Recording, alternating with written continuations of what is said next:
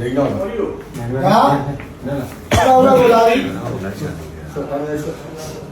အာမတကယ် အားလည်းမရဘူး မရပြီ ရှင်းပြောပြီး ဒီရှင်တို့တွေအဲ့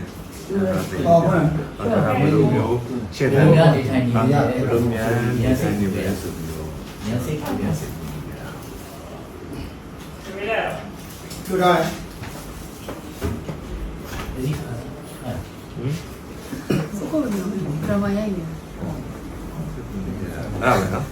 အဲ့ဒီပဲချအောင် နည်းနည်းဘုတ်တက်ခိုင်း ပြပါပါ အဲ့ဒီကလာဒီမှာဘောရပြောတာပြောရပါလေ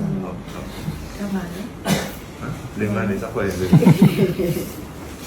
ဒီကိုတော့အဲ့ဒီမှာပါဟင်ဒီမှာပါ